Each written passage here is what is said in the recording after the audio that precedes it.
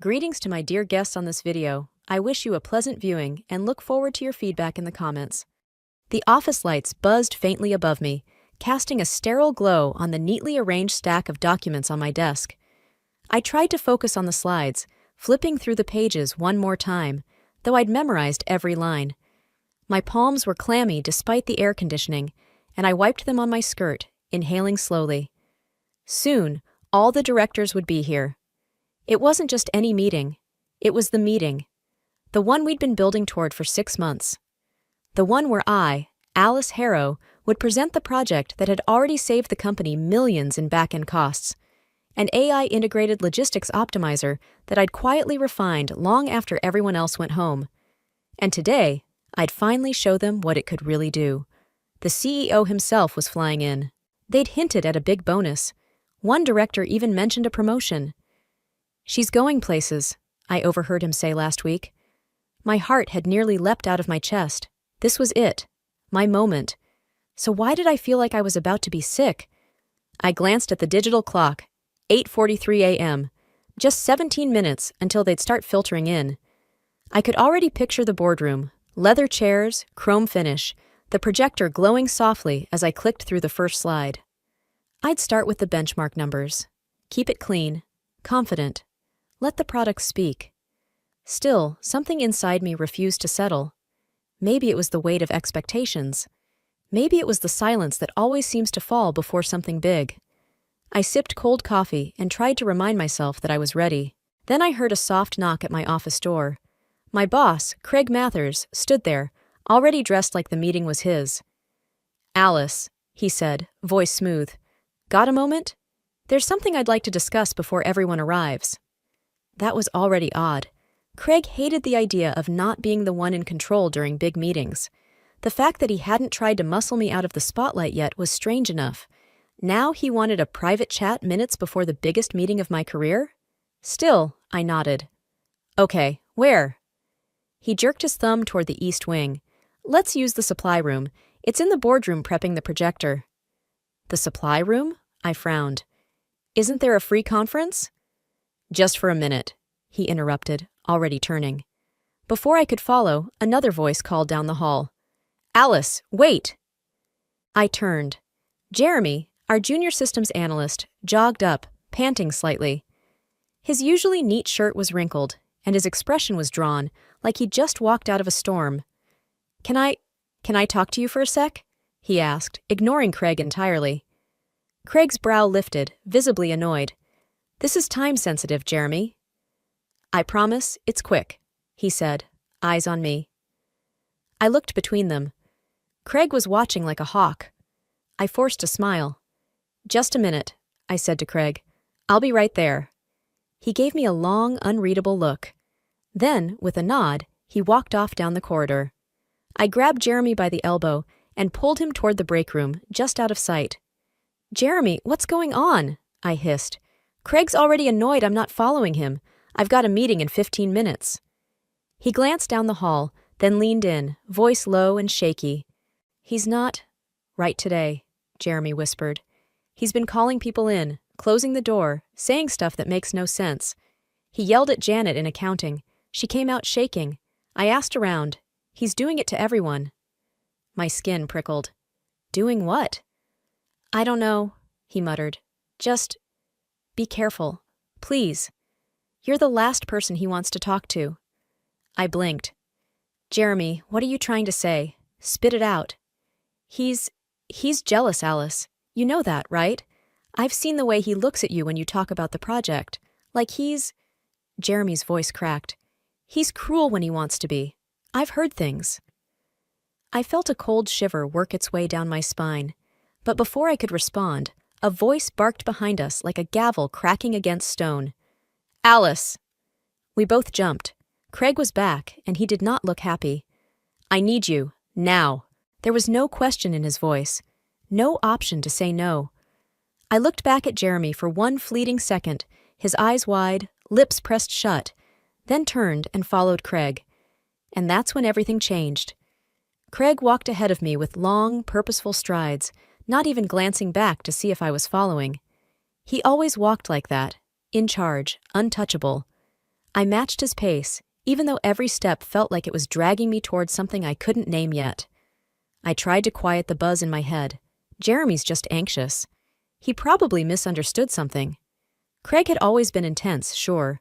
The kind of manager who watched the clock like a hawk and expected you to outwork the sun. But cruel? Dangerous? That didn't track, not really. He'd never raised his voice at me, never cursed, never even cut me down outright. If anything, he kept things just distant enough to avoid accusations of favoritism, while conveniently scooping up credit for any project that crossed his desk. Still, he had let me take the lead on this one. This project, my project, was supposed to be my breakout. The fact that he hadn't blocked me at every turn almost felt generous. Too generous. We passed the boardroom on the left, its glass walls already reflecting the silhouettes of senior directors drifting in. I caught my own reflection for a second, pale, tense, but still standing. Craig didn't slow. He turned down the hallway past it, toward the storage rooms, and that's when the memories started slipping in, uninvited. 2 quarters ago, when I led the redesign that saved our department from that budget freeze, Craig had stood up during the quarterly review and said, "I'm proud of the work we did." His name was on the slide deck. Mine wasn't. Last summer, when I pulled 3 all-nighters to meet the logistics overhaul deadline, he'd mentioned me once, in passing. Alice did some great work under my guidance. And the bonuses. God, the bonuses. Every time performance targets were exceeded, Craig walked away with the executive nod, the email from the VP, the bump in his paycheck. And every time I thought, next time, they'll know it was me. But next time always came wrapped in his voice. I swallowed hard. He hadn't done anything explicitly wrong. Nothing I could take to HR at least. But somehow, Craig always ended up with the recognition, the rewards, the power. And now, with the biggest presentation of my life minutes away, he was taking me down the hallway to talk about it? We stopped in front of a door, the supply room. It was darker than the others, tucked between 2 printer closets. Craig pulled out a keycard and swiped it. The lock clicked. He turned, finally meeting my eyes. "Just a quick word before we begin," he said smoothly. I hesitated, just for a second, and then I stepped inside. The room was quiet, too quiet. A narrow strip of overhead light flickered faintly, casting tired shadows across shelves of obsolete cables and boxes labeled with years I hadn't even been employed here. I stood awkwardly just inside the door, watching Craig close it behind us with that irritating calm of his. He didn't turn around right away, just let the silence stretch like he was measuring something. My patience, maybe, or the weight of what was about to happen. Finally, he spoke. "I'm really glad we had a chance to chat before the meeting." I nodded warily. "Okay." He turned to face me, arms casually crossed. His expression was warm, almost fatherly. If I didn't know any better, I would have thought he was being sincere. "I want to say something," he began. "And I mean this, Alice. I'm proud of you." My throat tightened. "Proud?" He nodded. "Of everything you've accomplished. You've built something incredible. That system of yours, it's solid, innovative. Honestly, it's better than I expected." I didn't know what to say. No sarcasm, no condescension, just validation. The words I'd been starving to hear for years. And now that they were here, they tasted wrong. Thank you, I managed, still trying to decode the expression behind his eyes. "You've done more in a few months than some people manage in their whole careers," he continued, pacing slowly past the shelving, running his hand across the dusty edge of a box like he was reminiscing. "You've got grit, focus, something to prove. I see that. Always have." A small part of me wanted to believe him. Needed to. But another part, the smarter, sharper part, was already watching for the hook.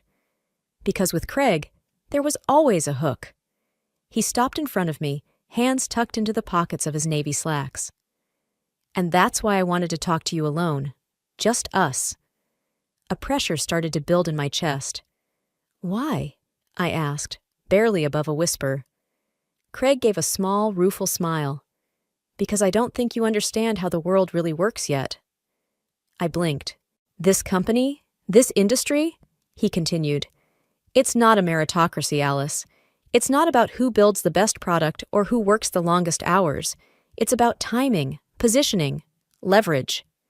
My heartbeat thudded dully in my ears. You think this morning is your moment, that you're about to walk into that room and blow everyone away and finally get the recognition you deserve. That's the plan, I said cautiously. He tilted his head. And what happens after that? You think they'll hand you a corner office? A bigger paycheck? You think they'll look at a 20-something with no management title and say, let's trust her with the next $1 million solution? I stiffened. Craig leaned in slightly, lowering his voice. You don't get success just because you've earned it, Alice. That's not how this works. My mouth went dry. Then how does it work? He stepped back, exhaling slowly. It works for people who already have it, for the ones who know how to keep it. His hand moved to the door handle. I took a step forward, a knot forming in my gut. I don't understand, I said. What are you saying? I'm saying, he murmured, his tone shifting into something colder, that you were never going to be the one in that boardroom this morning. The air went still. You're good, he added, but not good enough to take the spotlight from someone who's spent a decade making sure he always stands in it. My voice cracked. Craig, what are you doing? His expression didn't change, but the smile had gone. Only his eyes remained focused, hard, calculating. This is business, Alice, he said, reaching for the lock on the inside of the door. And being successful, click. The lock turned with a sickening finality. Is not for everyone, my breath caught. Craig? But the door was already closing. I lunged forward, gripping the handle. It wouldn't turn. Craig, this isn't funny. Open the door. I pounded on the metal, my palms stinging from the force. My voice echoed in the cramped room, sharp and panicked, but there was no answer. Only the soft hum of the lights and the muffled steps of a man walking away with my future. And I was alone. Trapped. With 15 minutes until my meeting began. I pounded the door again until my palms throbbed, but it made no difference. No footsteps. No reply. Just the sterile silence of a wing long forgotten by anyone who mattered. Craig! I screamed. Let me out! Craig, please! My voice echoed off the shelves, swallowed by insulation and dust. I grabbed the door handle and yanked hard. Nothing, not even a rattle. I backed up, panic overtaking me now in full force. My lungs burned, and the room started to feel smaller, tighter, like the walls themselves were closing in. I turned in place, looking for something, anything, that could be used as a battering ram, a phone, a forgotten emergency line. I pulled open boxes like a maniac, printer cables, outdated routers, a half-used roll of caution tape. Useless. I kicked the side of a metal filing cabinet hard enough to bruise. This can't be happening, I whispered, my voice shaking. This can't be happening. But it was. I closed my eyes and tried to force air into my lungs.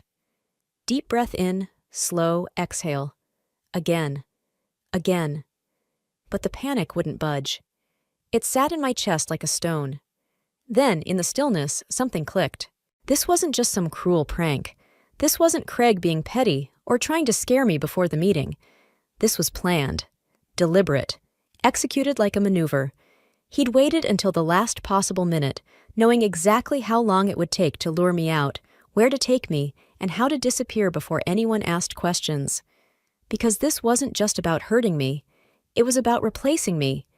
I could almost see it in my mind, him in the boardroom, flashing my slides on the screen, his voice smooth and authoritative as he wove a narrative built from my blood, sweat, and sleepless nights. Maybe he'd even left a comment at the bottom of the deck. Special thanks to the team. The kind of vague, sanitized credit that covered all sins. I stumbled backward and sank onto a crate, my hands trembling in my lap. That's when it hit me where I was. The far east wing.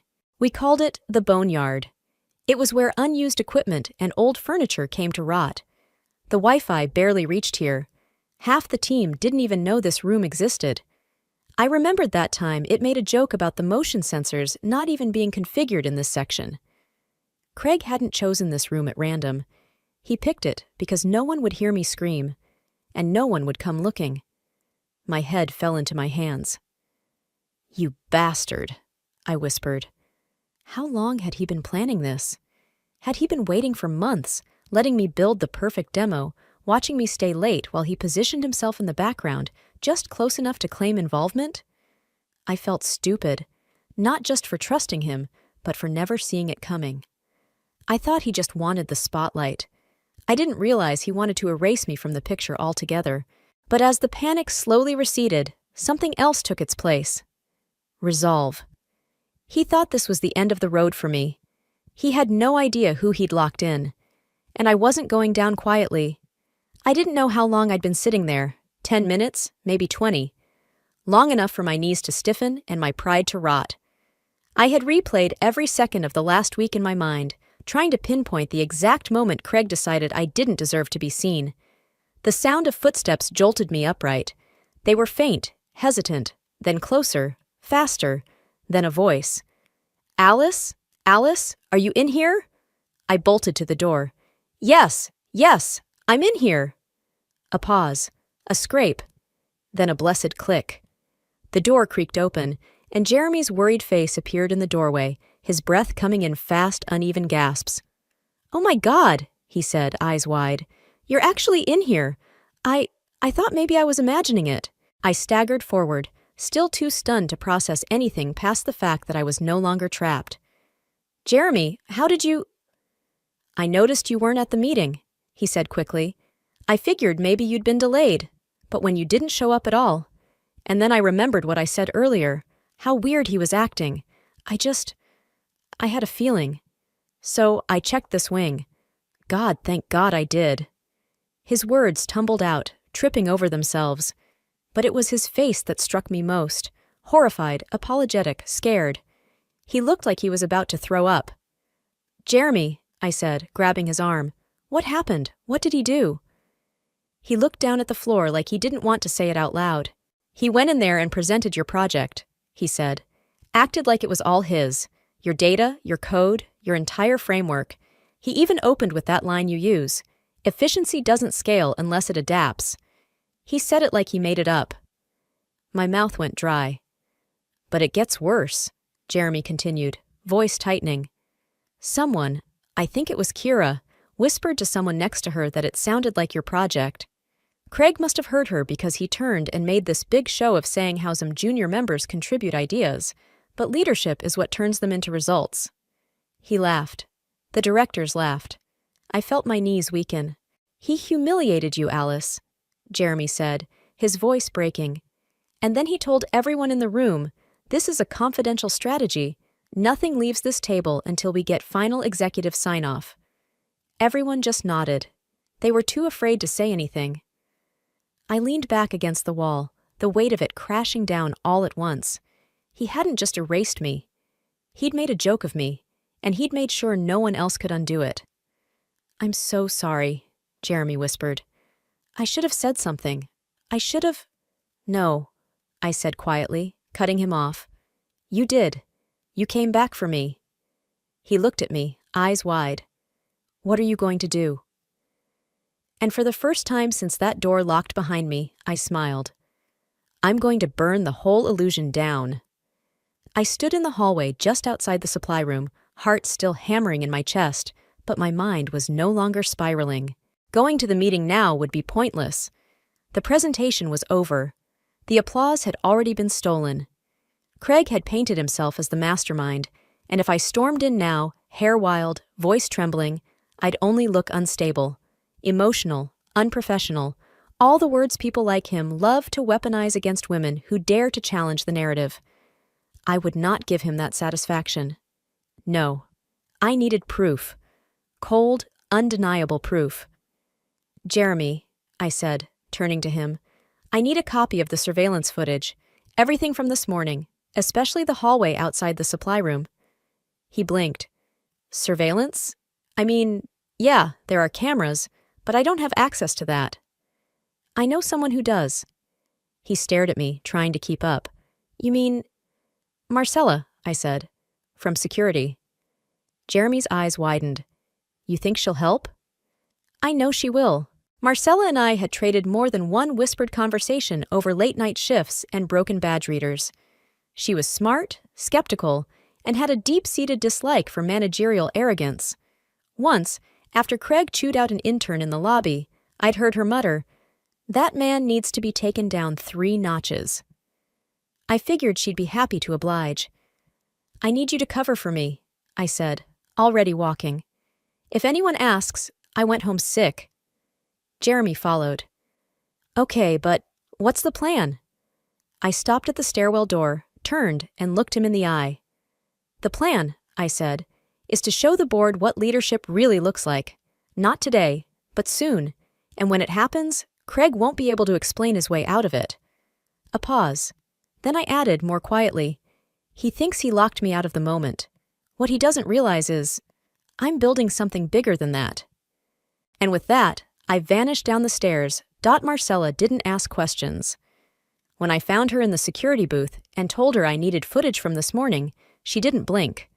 Just muttered, "I figured something was off," and pulled up the logs. "Craig's badge," I said. "What's the last room he accessed before the boardroom?" She tapped a few keys. The screen flickered.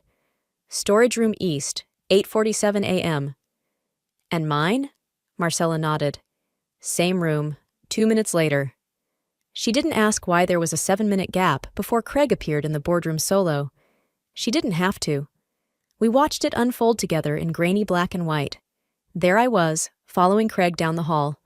There he was, opening the door, me stepping in, him looking back, smiling, then closing the door behind me, and locking it.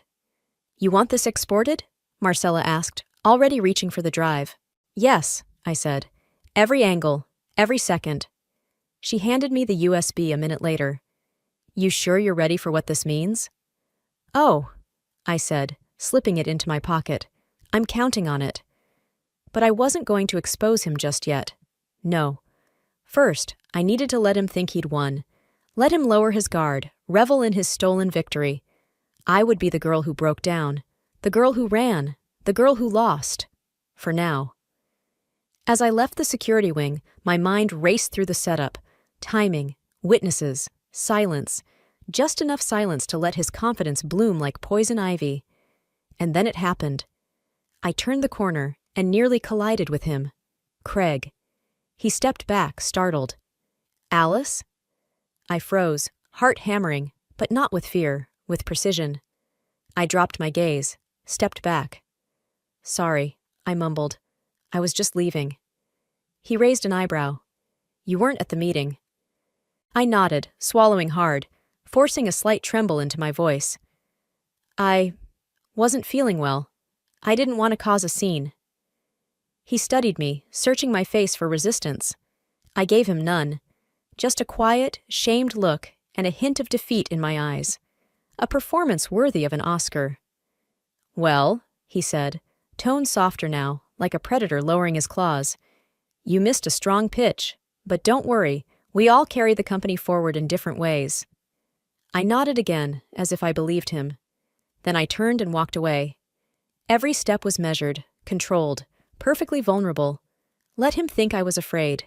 Let him believe the game was over, because only then would my trap snap shut. With no way out. Back in my apartment, I locked the door behind me and pulled the blinds shut.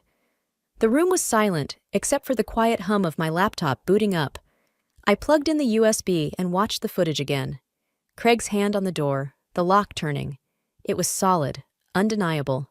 But it wasn't enough. Not yet. If I was going to bring him down, I needed to build a case so airtight that even the most cautious board member wouldn't be able to wiggle around it. The footage was just the beginning. So I started where it all began, my code. I compiled every Git commit tied to the project, time-stamped and documented in my personal cloud repository, all authored under my credentials. Each line of logic bore my style, my structure, my voice and code. I matched it against the company's internal dev logs. Craig's name was nowhere. Not one edit, not one commit, not even a single comment on the pull requests. It was clear he hadn't touched it. He'd simply waited. Then I opened a new folder. Witnesses. Jeremy was already on my side, but he wasn't the only one. I sent a message to Kira in marketing, the one Craig had publicly silenced during the presentation. Hey, I need your help, off the record. You remember what you said about the project sounding familiar? And what Craig said after that. Would you be willing to talk to me about it? Confidentially? Her reply came in minutes. Absolutely. I knew something was wrong. Let's talk. Then I reached out to Priya from HR, quiet, always professional, but I'd seen the way her eyes narrowed every time Craig got too comfortable in meetings. She'd once hinted at inappropriate managerial tone in a conversation about leadership culture. Now I needed specifics. Over the next few hours, the messages rolled in. Private stories, small comments, offhand remarks that suddenly formed a damning picture. Craig hadn't just stolen my work. He'd intimidated others to stay silent. One team member wrote, "He told me straight up, don't get caught up in ownership, focus on execution." I didn't think much of it until now. He wanted us quiet. Another, he said to me last week, "Let the real decision-makers handle the presentation." I thought it was just ego. Now I see it. I collected everything, dates, names, quotes, screenshots. By midnight, the folder on my desktop was no longer just a collection of evidence. It was a weapon, a quiet, calculated weapon. I leaned back, staring at the screen, my eyes burning but my resolve razor sharp. He thought he buried me. He didn't realize I was documenting the entire burial, down to the last shovel. It had been exactly 1 day since Craig locked me in that room. 24 hours since he stood in front of the board and stole everything I had built. I spent the night gathering evidence, double-checking every document, every timestamp, every testimonial. Now, the company was holding a formal recognition meeting in the main conference hall, the kind they threw together whenever someone needed to be celebrated or protected. This one was for Craig. Word had spread fast. Management was planning to publicly thank him for his brilliant leadership on the Syncor initiative. There would be applause, a framed certificate, and likely a promotion not far behind. And that was when I decided to walk in. The meeting was already underway when I arrived. Rows of staff sat lined up in neat rows, coffee cups steaming quietly in their hands. The atmosphere was oddly festive. Laughs too loud, smiles too wide. A performance. Craig stood at the front of the room, basking in the glow of their praise. His sleeves were rolled, his voice polished, pacing like a man who thought he had already won. "I couldn't have done it without the incredible support of this team," he said, perfectly humble. "We're ushering in a new era, and I'm honored to have led the charge." A senior VP rose from her seat near the front, beaming with approval. "Craig," she said, her tone syrupy, "on behalf of upper management, we want to recognize your exceptional contribution to the Syncor initiative. Your leadership made this possible." Applause rang out, awkward, forced, but loud enough to bury the truth, until my heels hit the floor. Click, click, click.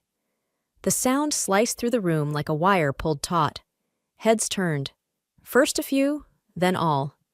Craig's face drained of color as he locked eyes with me. And the VP? Her smile collapsed into stunned confusion. "Alice?" she said, straightening in her seat. "Why are you here?" I walked to the center of the room, spine straight, voice calm. "I'm here for the meeting." "But HR confirmed. You were dismissed for failing to attend a critical executive presentation," she said, blinking fast. "You were let go." "I heard," I replied smoothly. Murmurs bloomed in the crowd. A few employees exchanged glances. Someone gasped. "But I thought," I continued, raising my voice just enough, "you might want to hear why I missed it." The VP's jaw tensed. "This really isn't the—" I reached into my bag and pulled out a flash drive. I held it up, letting the light glint off its surface. "Actually," I said, stepping forward, "I think now is exactly the time." Craig didn't speak, didn't move. He just stared, frozen in the perfect portrait of a man realizing the script he'd written was no longer being followed. Because I was back. And this time, I had the mic. The silence in the room was so sharp, I could hear my own breath as I plugged the flash drive into the console. "Please," I said evenly, turning to the VP, "just watch." The projector flickered to life. First, the footage. Craig leading me down the hallway. The door to the supply room opening, me stepping inside, him looking around and locking it behind me. Gasps rippled through the room like a wave breaking against stone. "Playback from our security cameras," I narrated. 8:47 a.m. the morning of the presentation. I tapped the remote. Next slide. Time-stamped screenshots of my original codebase. Git commits, design logic, emails, every version of Syncore signed by my credentials. Then, Slack messages, team notes, HR records. Line after line of quiet manipulation. Craig's fingerprints nowhere on the actual work, but all over the cover-up. I turned back to the room. When I didn't show up, Craig claimed ownership. When someone questioned it, he silenced them. And when he had the chance to stand on someone else's work, he chose to bury them instead. No one moved. The VP sat rigid, lips parted, eyes locked on the screen. Craig finally spoke. "This is ridiculous. This is being blown out of—" "Sit down," she snapped, her voice sharp with fury. "Now." He hesitated, still clinging to the hope that charisma might save him. But it was gone. Every pair of eyes in the room had already shifted, from admiration to disgust. HR was summoned before the meeting even ended. The termination was swift, clinical. He was escorted out the back entrance, his name already removed from the Slack directory by the time I returned to my desk. I didn't gloat. I didn't smile. Not in the room, anyway. But later, alone in the elevator, I allowed myself a quiet breath of victory. By 5 p.m., my inbox was flooded with messages, apologies, congratulations, cautious praises from people who had watched me disappear and now saw what had really happened. Management asked to reconsider my resignation. I told them I'd think about it. But just as the sun dipped behind the skyline and the office lights began to dim, my phone buzzed. Unknown number. I almost ignored it, but something made me answer. "Hello?" Silence. Then a low voice, muffled but deliberate. "You should have stayed quiet." Click. The line went dead. I stood there, the hum of the office fading around me, staring at the phone still pressed to my ear. Victory had come at a cost. And the game? It wasn't over yet. 3 weeks passed. In that time, the company changed, and so did I. The board didn't just retract my termination. They offered me something I never expected, a formal promotion to Director of Enterprise Development. My own team, my own budget, my own voice in every room Craig once silenced me in. I didn't accept immediately, not because I doubted myself, but because I wanted terms. Real ones. Written ones. Protection for whistleblowers. A formal review of internal culture. A commitment that this would never happen to another woman trying to build something in a room full of men who only saw her as convenient cover. When they agreed, really agreed, I signed. The first morning in my new office, I stood at the window, looking out over the city. Same skyline, different view. My name was on the door now. And Craig? He was nowhere near this building, because I wasn't just done with him professionally. I was holding him accountable. With the help of my lawyer, I filed a civil suit.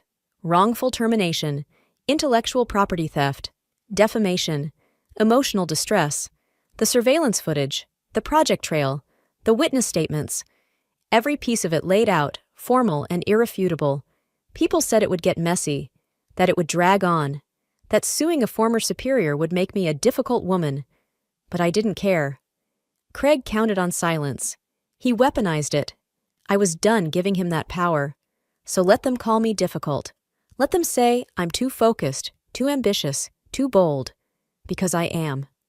And now, I'm the one writing the rules.